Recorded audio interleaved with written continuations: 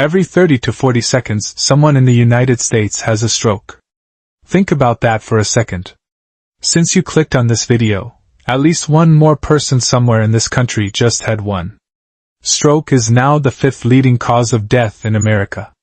It is also one of the biggest causes of long-term disability. Every year, more than 795,000 Americans are affected. That is almost the size of a small city, struck down in just 12 months. But here is something almost nobody tells you in the emergency room. Or before you even get there. Your body may try to warn you. Sometimes a full day before the real thing happens. And most people miss it completely. If you want health information explained in plain language with no hype and no sugarcoating, subscribe and tap like.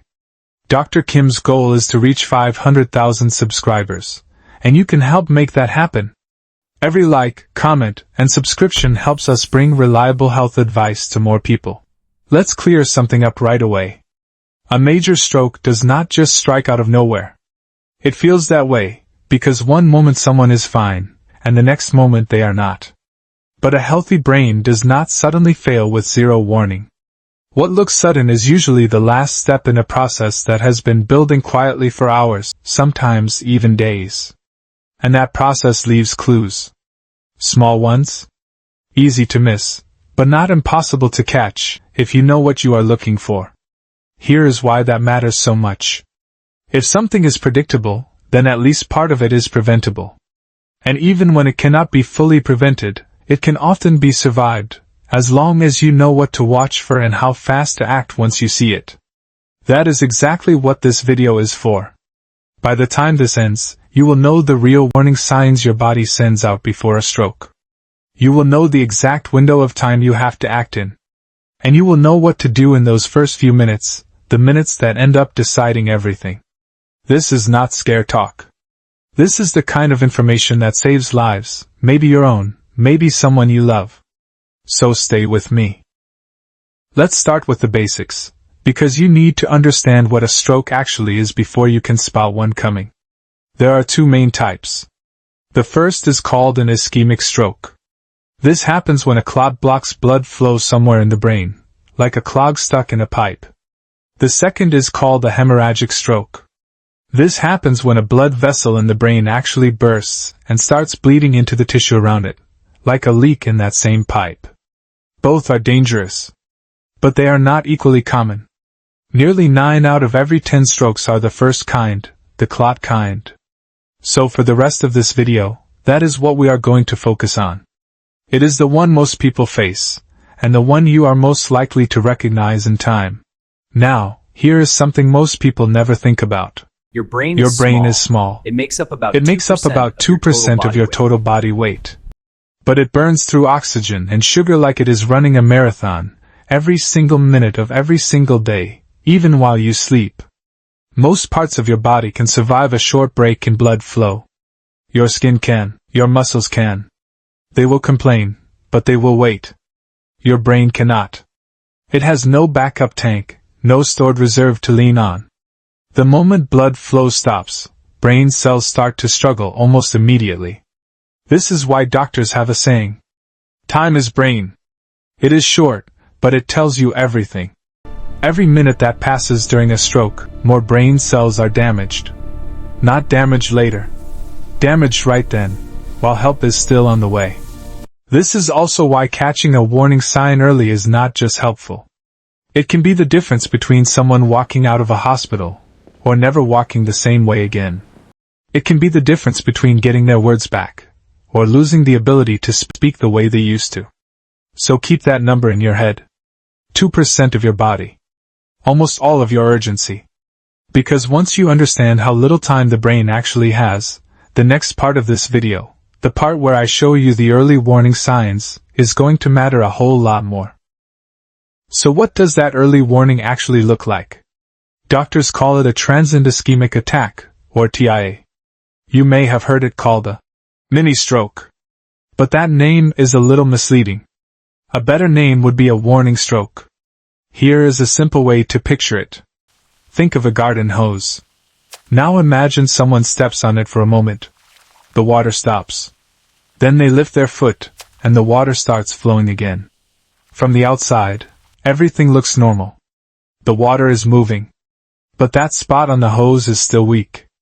It got kinked once, and it can easily get kinked again, harder this time. That is exactly what happens inside a blood vessel during a TIA. Blood flow gets blocked for a short time, then it clears, and things seem to go back to normal. But the weak spot is still there. And this is the part that should grab your attention. The risk of a full stroke is highest within 48 hours of a TIA. Not next month. Not next year. Within 2 days. And overall, about 1 in 3 people who have a TIA will go on to have a real stroke at some point. So why do so many people ignore it? Because the symptoms often disappear in just a few minutes. No pain follows. No lasting damage seems to show up. So the brain does what brains do. It looks for an easy explanation. I stood up too fast. My blood sugar dropped. I'm just stressed. It feels harmless. It is not. It is your body sending you a message, and that message has an expiration date. Let's go through the 5 warning signs, one at a time. Doctors use a simple memory tool called Be Fast. Each letter stands for a sign. Let's break them down. B is for balance. Picture this. You stand up from the couch, and the room tilts. You grab the wall and think, I just stood up too fast. That happens to almost everyone now and then, and most of the time, it is nothing. But sometimes, that sudden loss of balance is your brain stem losing its blood supply for a moment. The brain stem controls balance, so when its blood flow drops, the world feels like it is spinning under your feet. The harmless version usually fades in a few seconds, and does not come with anything else strange.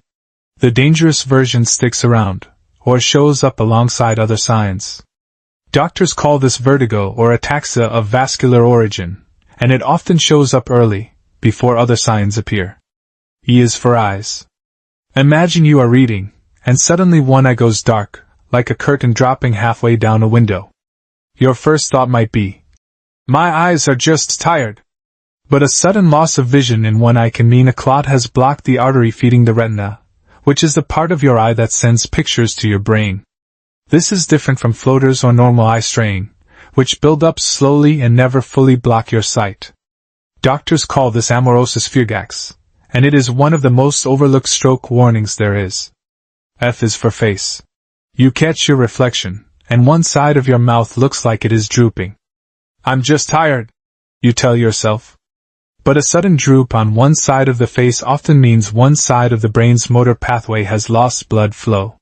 This is different from Bell's palsy, which is caused by a nerve problem, not a blood flow problem, and tends to come on a little more slowly. The stroke version of facial drooping is sudden, fast, and usually one-sided.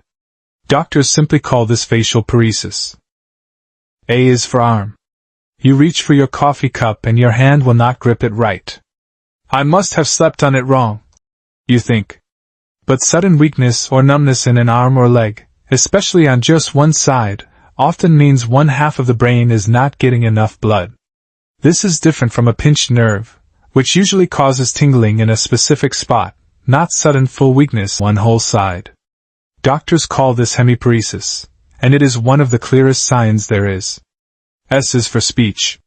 You go to say something simple, and the words come out slurred, or jumbled, or you cannot follow what someone else is saying. I just need some water, you tell yourself. But sudden trouble speaking or understanding speech usually means the language centers of your brain are running low on oxygen. This is different from your tongue just feeling tired after talking a lot. The stroke version comes on suddenly, with no clear reason. Doctors call this dysarthria or aphasia, depending on whether the problem is forming words or understanding them. T stands for time. If you see any one of these signs, even for a few seconds, the clock has already started. Do not wait to see if it passes. Do not wait for a second sign to show up. One sign alone is enough to act. Let's bust a myth that I hear all the time. My blood pressure was normal this morning, so I'm not at risk today.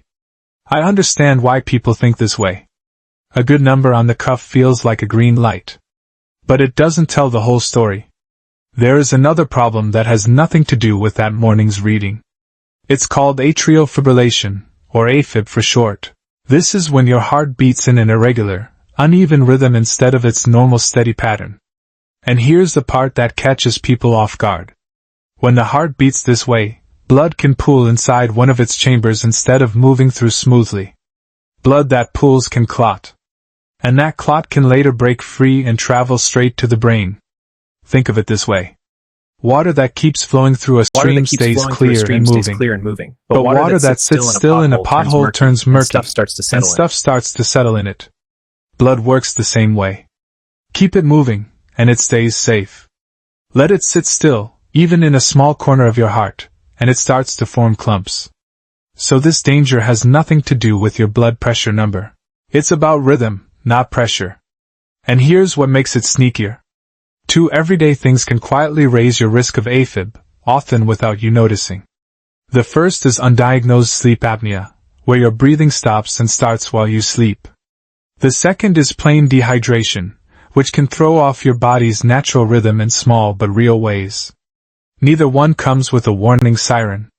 That's exactly why normal blood pressure isn't the same thing as no risk. Here's another belief that trips people up. My symptoms went away, so it must not have been serious. It feels logical. If something is gone, the danger must be gone too. But with stroke, that logic works backward. Feeling fine again doesn't mean the danger passed. Often, it means the danger window just opened. Remember that kinked hose from earlier. The kink loosened, and water flowed again. But the weak spot in the hose never went anywhere. It's the same with your blood vessels. The clot or narrow spot that caused your symptoms is usually still sitting right there. It didn't dissolve. It just opened back up for a moment. Now let's talk about who faces the highest risk. Age matters a lot here. Roughly speaking, your stroke risk doubles with every 10 years after age 55. So if you're 65, your risk is meaningfully higher than it was at 55. And if you've ever had a stroke or a TIA before, your chance of having another one climbs even higher. So here's a question worth sitting with for a second. If your symptoms cleared up in 10 minutes, and you felt completely normal again, what would you actually do? Would you call 911? Hi dear. How are you? Or would you shrug it off and go back to whatever you were doing before it happened? Be honest with yourself. Most people choose the second option.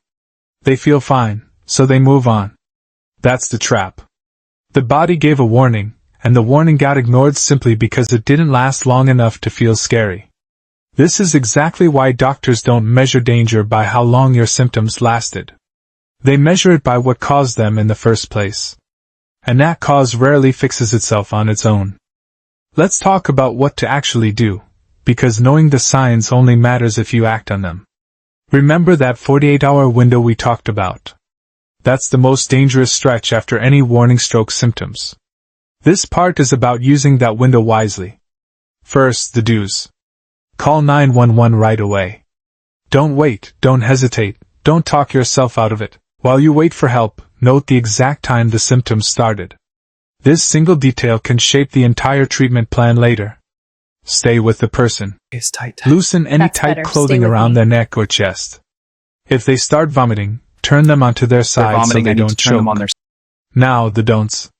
Don't drive them to the hospital yourself. An ambulance can start treatment on the way and skip the waiting room. Don't give them food or water, since swallowing may not be working right, and that can lead to choking. And don't wait around to see if it passes. We already talked about why that thinking is dangerous. Here's a number worth burning into your memory. Clot-dissolving treatment generally works best within about 3 to 4.5 hours after symptoms begin. After that window closes, options narrow fast. And no matter how confident you feel, never give aspirin or any other medication on your own. If the stroke is the bleeding type, aspirin could make things far worse, not better. A couple of small things that help a lot. If the person is conscious, keep their head slightly raised, not flat. And while you wait, gather their medication list, any allergies, and that exact time symptoms started. Paramedics will ask for all of it, and having it ready can save precious minutes once they arrive. Now let's talk about catching problems before they ever turn into an emergency. There are 3 tests worth asking your doctor for. The first is a simple blood pressure check. This shows how much strain is on your blood vessels every single day. If your numbers consistently sit at or above 130/80, that's worth addressing, not ignoring. The second is a carotid ultrasound. This looks at the Just 2 relax. main arteries in your neck Starting to scan that on your carry neck. blood up to Okay, your brain. doctor. Looking good. It Just checks breathe for normally. plaque buildup, Thank you. narrowing those arteries. Doctors usually start paying close attention once that narrowing reaches around 50% or more. The third is an ECG, or sometimes an extended heart monitor worn for a few days. This screens for that irregular heartbeat we talked about earlier, atrial fibrillation. A surprising number of unexplained strokes turn out to have this hiding underneath them. Now let's talk about what you can actually do with this information, because catching a risk only matters if you act on it. Lowering your systolic blood pressure, that's the top number, by about 10 points can cut your stroke risk by roughly a quarter to a third. That's a massive return for a number that sounds small. If you're diagnosed with atrial fibrillation, treating it with blood thinners can lower your stroke risk by somewhere around 60 to 70%. That is one of the biggest single protections in all of stroke prevention. And don't underestimate the basics.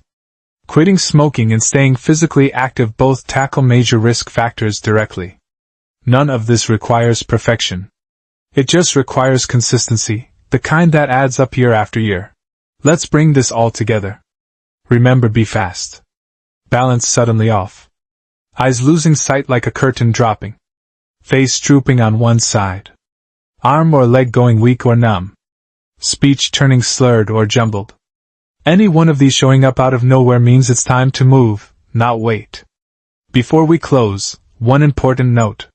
Everything in this video is meant to teach you, not to diagnose you. I'm not your doctor, and I can't see what's happening inside your body. If you or someone you love ever shows these signs, get them checked out by a medical professional right away. Don't try to figure it out on your own, and don't wait for this video to be your answer. Use it as a starting point, not a substitute for real care. Now, here's how you can help. Information like this only reaches people if it gets shared and seen. So if this video taught you something new, or reminded you of something you'd forgotten, hit subscribe. We're working toward our next 10,000 subscribers, and every single one of you helps this kind of life-saving information reach someone who needs it, maybe a parent, a neighbor, or even a stranger scrolling late at night. Stroke doesn't have to come out of nowhere. Now you know the signs. Now you know the window. Use that knowledge well, and share it with someone who needs to hear it today.